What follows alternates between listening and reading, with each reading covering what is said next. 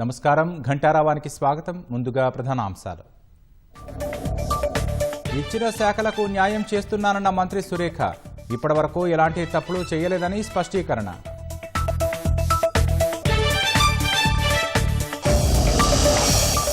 BC కార్డును పట్టుకునే బతుకుతున్నానన్న కొండా Murali Congress party గెలుపు కోసమే పనిచేస్తున్నానని వెల్లడి.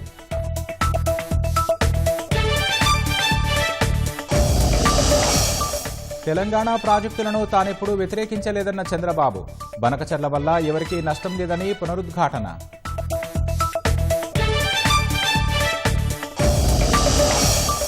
మాలిలో 3 భారతీయులను కిడ్నాప్ చేసిన ఉగ్రవాదులు రక్షించాలని ఆ దేశ ప్రభుత్వాన్ని కోరిన విదేశాంగ శాఖ.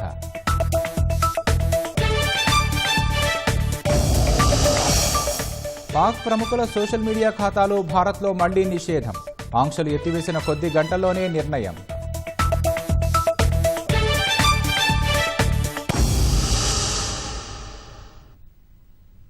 తాను వెనుకబడిన వర్గాల ప్రతినిధిని అని కాంగ్రెస్ నేత కొండా మురళి అన్నారు. తన సతీమణి మంత్రి కొండా సురేఖతో కలిసి ఆయన హైదరాబాద్లోని ఎమ్మెల్యే క్వార్టర్స్లో కాంగ్రెస్ పార్టీ రాష్ట్ర వ్యవహారాల ఇన్ఛార్జ్ మీనాక్షి నటరాజన్తో భేటీ అయ్యారు. ఉమ్మడి వరంగల్లో జరుగుతున్న అంశాలపై ఆమెకు నివేదిక ఇచ్చారు. అనంతరం ఆయన మీడియాతో మాట్లాడారు. ఒకరి గురించి తాను కామెంట్ చేయనన్న మురళి తనకు ప్రజాబలం ఉందని, చాలా కేసులకే భయపడలేదని స్పష్టం చేశారు. తాను బీసీ కార్డును పట్టుకుని బతుకుతున్నానన్న కొండా మురళి పేదల సమస్యలు పరిష్కరిస్తాను కాబట్టే జనం తన వద్దకు వస్తారని తెలిపారు. పార్టీ ఎవరికి టికెట్లు ఇచ్చినా గెలిపించే బాధ్యత తీసుకుంటారని స్పష్టం చేశారు. మరోవైపు తనకు ఇచ్చిన శాఖలకు న్యాయం చేస్తున్నానని మంత్రి కొండా సురేఖ వివరించారు. నిబంధనల ప్రకారమే పనిచేస్తున్నానని, తన శాఖలో ఉన్న ఫైల్స్ అన్ని పరిశీలించుకోవచ్చని తెలిపారు.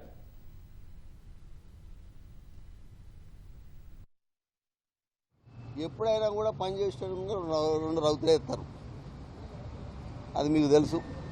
రేపు లోకల్ బాడీ ఎలక్షన్లో కూడా వరంగల్ జిల్లాలో కంపల్సరీగా అన్ని కాంగ్రెస్కి వచ్చేటట్టు, మరి మళ్ళా ఎమ్మెల్సీగా ఎవరిచ్చినా పార్టీ ఎవరికి ఇచ్చినా గెలిపించేటట్టు ఎంపీటీసీలను, జెడ్పీటీసీలను, సర్పంచ్లను గెలిపించే పూర్తి బాధ్యత మరి నేను తీసుకుంటా అని తెలియజేస్తూ వారికి కూడా చెప్పడం జరిగింది. అమ్మ, మీరు ఎక్కడ ఏ అధికారం ఏ ఆదేశం ఇస్తే ఆ ఆదేశాన్ని పాటిస్తా, మీరు కంపల్సరీగా మమ్మల్ని ఉపయోగించుకోవాల్సిన బాధ్యత ఉంది అని చెప్పి వారికి చెప్తే కంపల్సరీగా మేము ఉపయోగించుకుంటాం. మరి మీ సేవలు అవసరం అని వారు కూడా చెప్పడం జరిగింది. వారికి తెలియజేస్తున్నాను. నేను ఈరోజు ఇప్పుడు కూడా చెప్తున్నా, ఎవరికి భయపడేది లేదు. నేను బీసీ కార్డును పెట్టుకొని బతుకుతున్నా. ఇలా బీసీలకు న్యాయం చేస్తున్నా. నేను ఎవరి గ్రూప్ తగాదాలు ఉన్నాయి. పొద్దున్న లేస్తే సాయంత్రం వరకు నాకు ఉండేది జనంతోనే ఉంటే తప్ప నేను ఇంతవరకు ఏ కాన్స్టిట్యున్సీ కూడా తిరిగా. సుస్మితా పటేల్ ఏమున్నది అంటే వంచనగిరి మాది, అంటే మా గీజుగొండ మండలం పరకాల్లో ఉంది. 15 ఏళ్ళు రేఖమ్మగడ ఎమ్మెల్యే. ఆ ఊర్లో గుట్టలు పుట్టలు అన్నీ కూడా నాకు తెలుసు, నా బిడ్డకు తెలుసు. ఆ తొందరపడకన్నదో నాకైతే తెలియదు. కాదండి, ఆమె ఇద్దరు కొండా మురళి, కొండా సురేఖ దంపతుల కూతురు. మాలో ప్రవహించేది రాజకీయ రక్తం, ప్రజాసేవ మా ఆలోచన. అది దానికి వంశపారపర్యంగా రావడంలో తప్పు లేదు, అది ఎక్స్పెక్టేషన్ పెట్టుకోవడంలో తప్పు లేదు. దాని ఆలోచనలను కాదు వద్దు అనేటువంటి అధికారం మాకు లేదు. మొత్తం నా డిపార్ట్మెంట్లో ఉన్న ఫైల్స్ అన్నీ కూడా పరిశీలించినా కూడా నో ప్రాబ్లం. నాకు నేను ఎక్కడ కూడా డీవియేట్ అవ్వలేదు. నేను కరెక్ట్గా మరి మంత్రిగా చేయాల్సిన పనులన్నీ కూడా నేను చేస్తూ ఉన్నాను. అంతే తప్పితే వేరే వాళ్ళు ఎవరైనా కామెంట్ చేస్తే దాని గురించి నేను పట్టించుకోగలను. గోదావరి బనకచెర్ల ప్రాజెక్టు వల్ల ఎవరికీ నష్టం లేదని ఏపీ సీఎం చంద్రబాబు పునరుద్ఘాటించారు. సముద్రంలోకి పోయే నీళ్లు వాడుకుంటే ఇరు రాష్ట్రాలు బాగుపడతాయని వెల్లడించారు. గోదావరి, తెలంగాణ ప్రాజెక్టులను అడ్డుకునే ఉద్దేశం లేదని స్పష్టం చేశారు. ఎవ్వరికి నష్టం లేదు. కొంతమంది మాట్లాడుతున్నారు, ఇది కరెక్ట్ కాదు. గోదావరిలో నీళ్లున్నాయి, పైన ఉండేవాళ్ళు వాడుకుంటారు, కిందలో వాడుకోవచ్చు. 2000 టీఎంసీ నీళ్లు సగటున 100 సంవత్సరాలు సముద్రంలోకి పోయినాయి. సముద్రంలోకి పోయే నీళ్లు ఒక 200 టీఎంసీ ఇక్కడ కానీ అక్కడ కానీ వాడుకుంటే రాష్ట్రాలు బాగుపడతాయి, తెలుగు కమ్యూనిటీ బాగుపడుతుంది, నీటి సమస్య పరిష్కారం అవుతుంది. ఆ విషయమే నేను పదే చెప్తున్నా, ఎవ్వరికీ నష్టం లేదు. నేను తెలంగాణలో ఉండే ప్రాజెక్ట్స్ గోదావరి పైన ఎప్పుడు అపోజ్ చేయలేదు, అపోజ్ చేయను కూడా. జయశంకర్ భూపాలపల్లి జిల్లా మేడిగడ్డ బ్యారేజీకి వరద ప్రవాహం పెరిగింది. మహారాష్ట్రలో కురుస్తున్న భారీ వర్షాలతో ఎగువ నుంచి ప్రవాహం వచ్చి చేరుతోంది. పైనుంచి 71,900 క్యూసెక్కుల ప్రవాహం రావడంతో బ్యారేజీకి వరద వస్తోంది.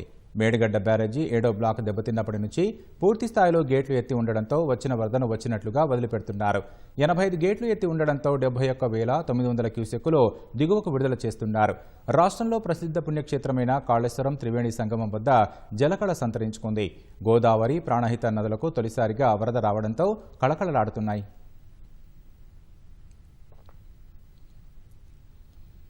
సూర్యాపేట జిల్లా హుజూర్నగర్ పట్టణంలోని 5వ వార్డు నాగమయ్య గుడికి వెళ్లే దారి బురదమయంగా మారడంతో కాలనీ వాసులు బురద రోడ్లపై నాట్లు వేసి నిరసన తెలిపారు.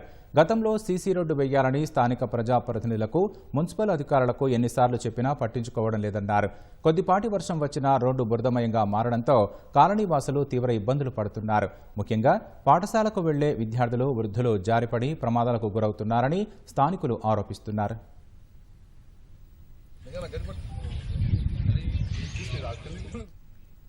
ఇటీవల కురుస్తున్న వర్షాలకు ఖమ్మం నగరంలోని రోడ్లు గుంతలు పడి వాహనాల రాకపోకలకు ఇబ్బందులు ఎదురవుతున్నాయి. పలు కూడళ్లలో రోడ్లపై ఏర్పడిన గుంతల్లో వర్షపు నీరు చేరి వాహనాలు కింద పడుతున్నాయి. లోతు ఎక్కువగా ఉన్న చోట వాహనాలు, బైక్లు కింద పడి వాహనదారులు గాయాల పాలవుతున్నారు. నగరంలోని బోనకల్లు రోడ్డు, ప్రకాష్ నగర్, కాల్వొడ్డు, ఎన్టీఆర్ కూడలి తదితర ప్రాంతాల్లో రోడ్లపై గోతులు ఏర్పడ్డాయి. వీటితో నగరవాసులు ఇబ్బందులు పడుతున్నారు. నగరపాలక సంస్థ అధికారులు స్పందించి గోతులు పూడ్చాలని కోరుతున్నారు.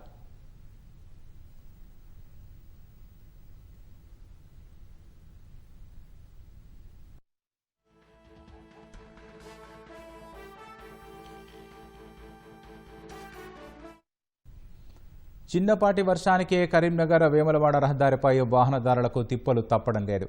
కొత్తపల్లి మండలం ఆసిఫ్ నగర్లోని రహదారిపై రాత్రి కురిసిన కొద్దిపాటి వర్షానికే భారీగా నీరు చేరింది. రోడ్డు కనిపించక వాహనాలు నీటిలో నుంచి వెళ్లడంతో బోల్తా పడ్డాయి. గుంతల్లో ఆగిపోయిన కార్లను ఇతర వాహనాలతో బయటకు తీశారు. ఆర్టీసీ బస్సు గుంతలో ఇరుక్కుపోవడంతో క్రేన్ సహాయంతో బయటకు లాగారు. ఒకవైపు రహదారి ఇలా ఉండడంతో మరోవైపు నుంచి మాత్రమే వాహనదారులు ప్రయాణించడంతో భారీగా ట్రాఫిక్ జామ్ అయింది. తాత్కాలికంగా ఏర్పాటు చేసిన కాలువకు ఓ ఇంటి యజమాని అడ్డుకట్ట వేయడంతో సమస్య తలెత్తింది. శాశ్వతంగా మురుగునీటి కాలువ నిర్మిస్తే సమస్య తీరుతుందని, ఆ దిశగా చర్యలు చేపట్టాలని స్థానికులు డిమాండ్ చేస్తున్నారు.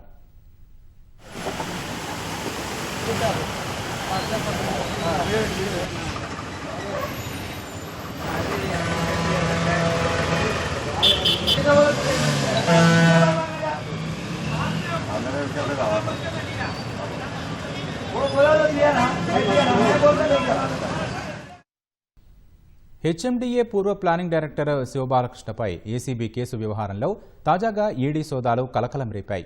అవినీతి నిరోధక శాఖ నమోదు చేసిన కేసు ఆధారంగా ఈసీఐఆర్ నమోదు చేసిన ఈడీ హైదరాబాద్లోని పలు ప్రాంతాల్లో సోదాలు చేసింది. శివబాలకృష్ణ ఆస్తుల విలువ బహిరంగ మార్కెట్లో 200 కోట్ల రూపాయలకు పైగా ఉంటుందని అంచనాకు రావడంతో క్విడ్ ప్రోకో కోణంలోనూ ఆరా తీస్తోంది. ఈ కేసులో స్థిరాస్తి వ్యాపారాలను ఈడీ విచారించే అవకాశం కనిపిస్తోంది.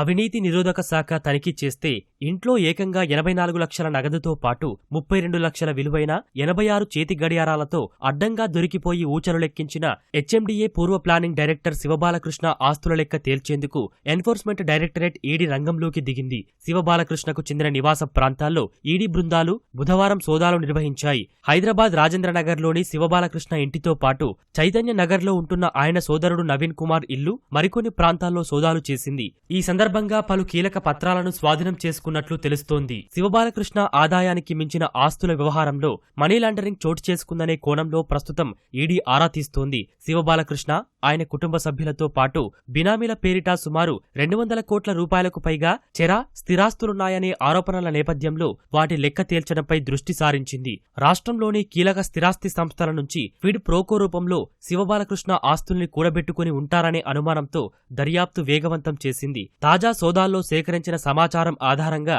పలు స్థిరాస్తి సంస్థల ప్రతినిధులను విచారించే అవకాశమున్నట్లు తెలుస్తోంది.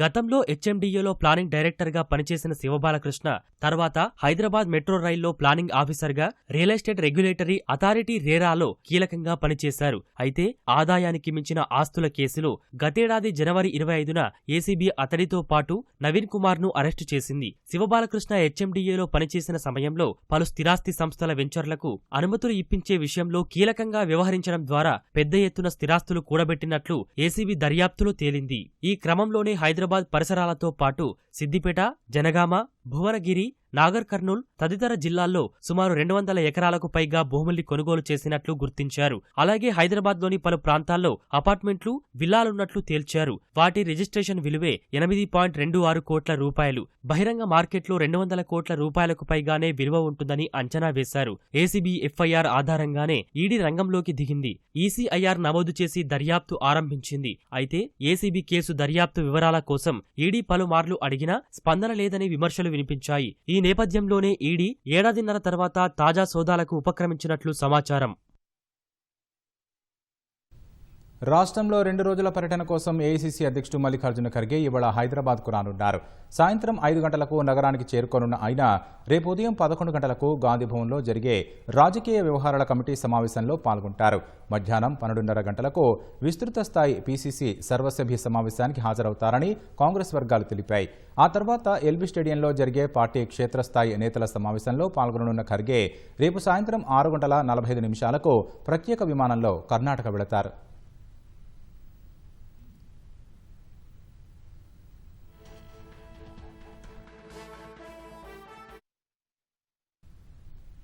పిల్లల చదువుల కోసం భూమిని తాకట్టు పెట్టి ఆ తండ్రి డబ్బులు తెచ్చాడు. అతడి పెద్ద కుమారుడు ఆన్లైన్ బెట్టింగ్ ఆడి ఆ డబ్బును పోగొట్టాడు. పైసలు ఏం చేశావని ప్రశ్నించడంతో కన్న తండ్రిని కంఠంలో పొడిచి హత్య చేశాడు. ఆత్మహత్య చేసుకున్నాడని కుటుంబ సభ్యుల్ని నమ్మించే ప్రయత్నం చేసి చివరకు కటకటాల పాలయ్యాడు. వనపర్తి జిల్లా ఘన్పూర్ మండలం కోతులకుంట తండాకు చెందిన కేతావత్ హనుమంతు కొన్నేళ్ల క్రితం ఉపాధి కోసం హైదరాబాద్ వచ్చారు. గచ్చిబౌలి ఎన్టీఆర్ నగర్లో నివాసం ఉంటూ మేస్త్రిగా పనిచేస్తూ కుటుంబాన్ని పోషిస్తున్నాడు. హనుమంతుకు 2 కుమారులు. పెద్ద కుమారుడు రవీందర్ ఇంటర్ పూర్తి చేసి ఖాళీగా ఉంటున్నాడు. బెట్టింగ్కు బానిసై భారీగా డబ్బులు పోగొట్టాడు. పిల్లల్ని చదివించేందుకు 2 నెలల క్రితం సొంతూరులోని భూమిని తాకట్టు పెట్టిన హనుమంతు 6 లక్షల రూపాయలు తెచ్చాడు. డబ్బులు బ్యాంకులో వేస్తే భద్రంగా ఉంటాయని తండ్రిని నమ్మించిన రవీందర్ 2.5 లక్షలు తన ఖాతాలో జమ చేయించుకున్నాడు. ఆన్లైన్ బెట్టింగ్లో ఆ డబ్బు పోగొట్టుకున్నాడు. నగదు గురించి తండ్రి ఇటీవల అడగగా తన స్నేహితుడికి అవసరముంటే ఇచ్చానని, త్వరలోనే తిరిగి ఇచ్చేస్తాడని చెప్పాడు. రోజులు గడుస్తున్నా డబ్బులు రాకపోవడంతో రవీందర్ను హనుమంతు గట్టిగా నిలదీశాడు. బెట్టింగ్లో పోగొట్టిన విషయం బయటపడుతుందనుకున్న రవీందర్ తండ్రిని అంతమొందించాలని పథకం వేశాడు. ఎన్టీఆర్ నగర్కు సమీపంలోని ఓ నిర్మానుష్య ప్రాంతంలో రవీందర్ ముందుగానే కత్తిని దాచాడు. తన స్నేహితుడు డబ్బు ఇచ్చేందుకు వస్తున్నాడంటూ తండ్రిని అక్కడికి తీసుకెళ్లాడు. హనుమంతును మాటల్లో పెట్టి అప్పటికే దాచిన కత్తితో గొంతులో గట్టిగా పొడిచాడు. తీవ్రంగా గాయపడిన హనుమంతు అక్కడికక్కడే కుప్పకూలిపోయాడు. ఆ తర్వాత బాబాయ్ రమేష్ కు ఫోన్ చేసిన రవీందర్ నాన్న ఆత్మహత్య చేసుకున్నాడని కట్టుకథ చెప్పాడు. నిజంగానే ఆత్మహత్య చేసుకున్నాడని భావించిన కుటుంబ సభ్యులు అంత్యక్రియలు చేసేందుకు మంగళవారం సాయంత్రం తమ స్వగ్రామమైన కోతులకుంట తండాకు మృతదేహాన్ని తీసుకెళ్లారు. అంత్యక్రియలకు సిద్ధమవుతున్న తరుణంలో గ్రామ పెద్దలకు హనుమంతు మృతిపై అనుమానం వచ్చింది. ఆత్మహత్య చేసుకోవాల్సిన అవసరం ఎందుకొచ్చిందని రవీందర్ను అనుమానించారు. కుటుంబ సభ్యులతో కలిసి స్థానిక పోలీసులకు సమాచారం ఇచ్చారు. నిందితుడు రవీందర్ను అదుపులోకి తీసుకున్న పోలీసులు తమదైన శైలిలో విచారించగా ఆన్లైన్ బెట్టింగ్లో డబ్బులు పోగొట్టుకున్నానని తండ్రి పదే పదే ప్రశ్నించడంతో హతమార్చినట్లు అంగీకరించాడు. రవీందర్ నాయక్ తన సొంత తండ్రిని కత్తితో పొడిచి చంపేస్తాడు. తండ్రిని ఒక ప్రదేశానికి రమ్మని చెప్తాడు. అక్కడ డబ్బులు ఇస్తారు నా ఫ్రెండ్స్ అని చెప్తాడు. దానికి నిజమని నమ్మి అతను అక్కడికి వెళ్ళిన తర్వాత అతన్ని గొంతుపై కత్తితో దాడి చేసి చంపేస్తాడు. కారణం ఏంటంటే తండ్రి 6 లక్షల రూపాయలు తన భూమిని కుదవ పెట్టుకొని అప్పు చేసి తెస్తాడు. అట్టి డబ్బులను ఆన్లైన్ బెట్టింగ్లో పెట్టి పాడు చేస్తాడు. పాడు చేసిన విషయంలో తండ్రి తరచుగా మందలించడంతో కోపం పెంచుకొని తండ్రిని హతమార్చాలని ముందస్తు ప్రణాళికతో కత్తితో గొంతు మీద దాడి చేసి చంపేస్తాడు. రవీందర్ నాయక్ ముద్దాయి అదుపులో తీసుకున్నాము. అతను కూడా నేరం చేసినట్టు ఒప్పుకున్నాడు. బెట్టింగ్ భూతం ఓ కుటుంబ పెద్ద హత్యకు దారి తీయడం తీవ్ర విషాదం నింపింది. అప్పు ఇచ్చువాడు ధన్యుడు సుమతి, ఇది ఒకప్పటి మాట.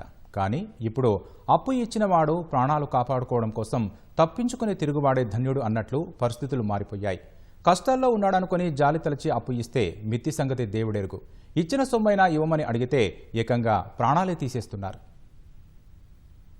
రైల్వేలో గౌరవప్రదమైన ఉద్యోగాలు చేస్తూ నేరాలకు పాల్పడటమే కాదు, 5 సార్లు జైలుకెళ్ళొచ్చినా వారి బుద్ధి మారలేదు.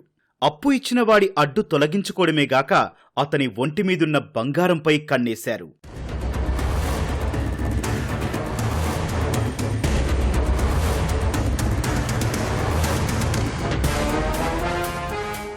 Kazipet railway station electric loco షెడ్లో పనిచేసే గడ్డం ప్రవీణ్ కుమార్, గుండా రజనీ పరిచయం కాస్త వివాహేతర సంబంధానికి దారితీసింది. ఇదే విషయంలో ప్రవీణ్ భార్య ఉరివేసుకుని ఆత్మహత్య చేసుకోగా ఈ కేసులో ప్రవీణ్, రజనీ జైలుకెళ్లారు. వీరి నేరచరిత కారణంగా ఉన్న ఉద్యోగాలు ఊడి చేతిలో చిల్లి గవ్వలేక జల్సాలకు డబ్బు దొరక్క నానా ఇబ్బందులు పడ్డారు. వీరి అవసరానికి ఆదుకున్న వడ్డీ వ్యాపారి నవీన్ కుమార్ని అంతమొందించారు. అప్పు డబ్బులిచ్చేస్తామని నమ్మించి ఫ్లాట్కు రప్పించిన ప్రవీణ్, రజనీతో కలిసి నవీన్ కుమార్ని దారుణంగా చంపేశారు. వీళ్ళ పైసలు లేవు, ఈ గడ్డం ప్రవీణ్ కుమార్ పైసలు వెళ్తలేవు. అతని జీతం వచ్చేదే 20-30 వేలు. అందులో ఈ జల్సాలకు సరిపోవు కదా. కాబట్టి అప్పులిచ్చే వ్యక్తి ఎవరని చెప్తే అక్కడ తోటి ఎంప్లాయీస్ చెప్పేసరికి వాళ్ళ లీడ్ ద్వారా ఈ యొక్క త్రిపురాది నవీన్ కుమార్ అంటే మృతస్థుడు పరిచయం అయ్యాడు. అతని దగ్గర మొదటగా 20,000 రూపాయలు తీసుకున్నాడు. దాదాపు 40-50 వేల రూపాయలకు అప్పయ్యాడు. ఆ పరిచయంలో అతడి దగ్గర డబ్బులున్నాయని, ఒంటి మీద ఎప్పుడు చూసినా కూడా ఉంగరాలు, బ్రేస్లెట్, చైన్లు చూసేసరికి వీళ్ళకు మళ్ళీ దుర్బుద్ధి పుట్టింది. నీకు డబ్బులు ఇవ్వాల్సింది ఉంది కదా, 1 టైం సెటిల్మెంట్ చేసుకుందాం రా క్వార్టర్ కానీ పిలిపించుకున్నారు. ఆ రాయి తీసుకొని తల మీద 2-3 సార్లు బాదాడు. గట్టిగా బాదగానే ఆ తల పగిలి బ్లీడింగ్ అయిపోయి అతను అక్కడికక్కడ చనిపోయాడు. ఈ యొక్క నవీన్ కుమార్ను చంపిన తర్వాత అతని ఒంటి మీద ఉన్న బంగారు వస్తువులన్నింటినీ ఈవిడకిచ్చి పంపించాడు. అంటే 15.5 తులాల బంగారు వస్తువులు మాకు ఆవిడ దగ్గర నుండి మేము రికవర్ చేసుకోవడం జరిగింది. ఆది నుంచి క్రిమినల్ మైండ్ సెట్ కు అలవాటు పడిన ప్రవీణ్, రజనీ ఇప్పటికే 5 సార్లు జైలుకెళ్లొచ్చినా బుద్ధి మార్చుకోలేదు. జైలులో మరికొందరు దొంగల ముఠాతో పరిచయాలు పెంచుకొని బయటకొచ్చి అదే నేరాలకు పాల్పడ్డారు. ఈవిడ కూడా రైల్వే ఎంప్లాయ్, గ్రేడ్ 1 టెక్నీషియన్ అంటారు. ఎక్కడ పెద్దపల్లిలో ఉండేది. అప్పుడు అక్కడ ఒక నల్లూరి సిద్ధయ్య అని చెప్పేసి బ్రిక్ మ్యానుఫ్యాక్చరర్, అతని యొక్క లావాదేవీలు, అతను చేస్తున్న డబ్బు లావాదేవీలు ఈయన గమనించింది. అంటే ఈమె క్రిమినల్ బెంట్ ఆఫ్ మైండ్ అప్పండే ఉంది.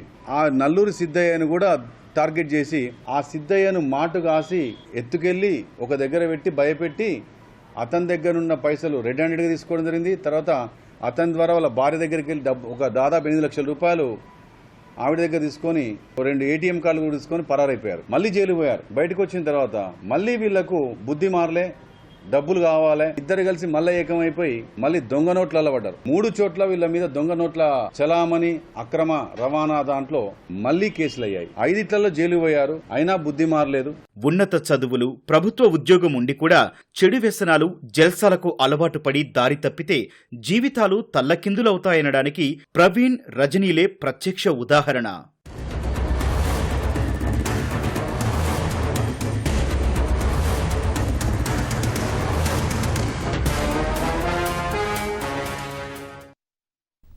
శ్రీశైలం జలాశయానికి వరద కొనసాగుతోంది. జూరాల నుంచి 68,169 క్యూసెక్కుల వరద వస్తోంది. శ్రీశైలం అవుట్ఫ్లో 63,150 క్యూసెక్కులుగా ఉంది. ఎడమగట్టు విద్యుత్ కేంద్రం నుంచి 35,315 క్యూసెక్కులు, కుడిగట్టు విద్యుత్ కేంద్రం నుంచి 27,835 క్యూసెక్కుల నీటిని దిగువకు విడుదల చేస్తున్నారు.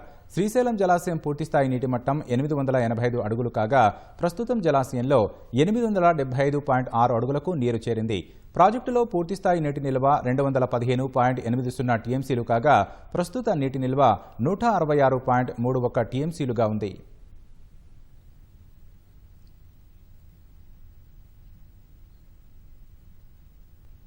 పశ్చిమ ఆఫ్రికా దేశం మాలిలో 3 భారతీయులు అపహరణకు గురైన ఘటనపై భారత్ తీవ్ర ఆందోళన వ్యక్తం చేసింది. వారిని రక్షించేందుకు అవసరమైన చర్యలు తీసుకోవాలని మాలి ప్రభుత్వాన్ని భారత్ కోరింది. ఈ మేరకు విదేశాంగ శాఖ ఓ ప్రకటనను విడుదల చేసింది. కిడ్నాప్కు గురైన వారి వివరాలను మాత్రం విదేశాంగ శాఖ వెల్లడించలేదు. ఈ నెల 1వ తేదీన పశ్చిమ మాలిలోని కాయస్ ప్రాంతంలోని డైమండ్ సిమెంట్ ఫ్యాక్టరీలో సాయుధ దుండగులు దాడి చేసి అక్కడి కార్మికులను బందీలుగా తీసుకెళ్లారు. వారిలో భారత్కు చెందిన 3 కార్మికులు ఉన్నారు. అల్-ఖైదా అనుబంధ సంస్థ జమాత్ నుస్రత్ అల్ ఇస్లాం వాల్ ముస్లిమీన్ JNIM ఈ దాడిని తామే చేశామని ప్రకటించింది. ఈ ఘటనను తీవ్రంగా ఖండించిన భారత్, మాలిలోని భారత రాయబార కార్యాలయం స్థానిక అధికారులు, పరిశ్రమ యాజమాన్యంతో నిరంతరం సంప్రదింపులు జరుపుతోందని తెలిసింది. బాధిత కుటుంబాలతో సంప్రదింపులు జరిపేందుకు ప్రయత్నిస్తున్నారని వెల్లడించింది. మాలిలోని భారతీయ పౌరులందరూ అప్రమత్తంగా ఉండాలని పేర్కొంది. సాయం కోసం ఇండియన్ ఎంబసీని సంప్రదించాలని సూచించింది. పటిష్ట భద్రత మధ్య అమర్నాథ్ యాత్ర ప్రారంభమైంది. దక్షిణ కశ్మీర్లోని హిమాలయాల్లో 3,880 మీటర్ల ఎత్తులో ఉన్న అమర్నాథ్ క్షేత్రాన్ని సందర్శించేందుకు తొలి బ్యాచ్ యాత్రికుల బృందాలు బయలుదేరాయి. ప్రాంగణమంతా హరహర మహాదేవ్, భంభం భోలే నినాదాలతో మారుమోగింది. బాల్తాల్, నున్వాన్ బేస్ క్యాంపుల నుంచి తొలి బ్యాచ్ బయలుదేరినట్లు అధికారులు వెల్లడించారు. తొలి బ్యాచ్ యాత్రికులలో 1,115 మంది మహిళలు, 31 మంది పిల్లలు, 16 మంది ట్రాన్స్జెండర్లతో సహా 5,892 మంది ఉన్నట్లు తెలిపారు. పహల్గామ్ ఉగ్రదాడి నేపథ్యంలో అధికారులు ఈసారి భద్రతను మరింత పటిష్టం చేశారు. అనంతనాగ్ జిల్లాలో సంప్రదాయ 48 కిలోమీటర్ల నున్వాన్ పహల్గామ్, గాందర్బల్ జిల్లాలోని 14 కిలోమీటర్ల బాల్తాల్ మార్గాల నుంచి యాత్రికులు అమర్నాథ్ క్షేత్రానికి చేరుకోనున్నారు. బుధవారం జమ్మూలోని భగవతీ నగర్ బేస్ క్యాంపు నుంచి బయలుదేరిన ఈ యాత్రికుల బృందానికి జమ్మూ కాశ్మీర్ లెఫ్టినెంట్ గవర్నర్ మనోజ్ సిన్హా జెండా ఊపి యాత్రను ప్రారంభించారు. 38 రోజుల పాటు జరిగే ఈ యాత్ర వచ్చే నెల 9తో ముగియనుంది. ప్రధాని నరేంద్ర మోదీకి మరో అరుదైన గౌరవం దక్కింది. పశ్చిమ ఆఫ్రికా దేశం ఘానా అత్యున్నత పురస్కారాన్ని ప్రధాని అందుకున్నారు. 2 రోజుల పర్యటనలో భాగంగా ఘానా వెళ్లిన ప్రధానిని the officer of the order of the star of Ghana అవార్డుతో ఆ దేశం సత్కరించింది. ఘానా రాజధాని అక్రాలో జరిగిన కార్యక్రమంలో ఆ దేశ అధ్యక్షుడు జాన్ ద్రమాని మోదీకి ఈ అవార్డును అందజేశారు. అనంతరం మాట్లాడిన ప్రధాని 140 కోట్ల మంది భారతీయుల తరపున ఈ అవార్డును స్వీకరిస్తున్నట్లు తెలిపారు. ఈ అవార్డు దక్కడం గౌరవంగా భావిస్తున్నట్లు చెప్పారు. ఇరు దేశాల చిరకాల బంధాలకు ఇది నిదర్శనమన్నారు. ఇరు దేశాల యువత ఆకాంక్షలు, వారి ఉజ్వల భవిష్యత్తు, సాంస్కృతిక వైవిధ్యం, సంప్రదాయాలకు, ఇరు దేశాల మధ్య చారిత్రక సంబంధాలకు ఆ అవార్డును అంకితం ఇస్తున్నట్లు చెప్పారు. భారత్ ఎప్పుడూ ఘానాకు అండగా ఉంటుందని, వారి అభివృద్ధికి దోహదపడుతుందని మోదీ వెల్లడించారు.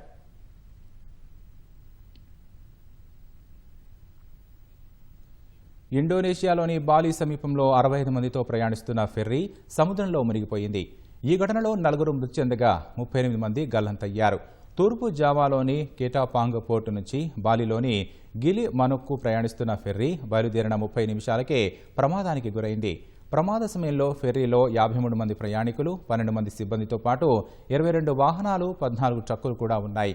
సమాచారం అందుకున్న రెస్క్యూ సిబ్బంది అక్కడికి చేరుకొని సహాయక చర్యలు ప్రారంభించారు.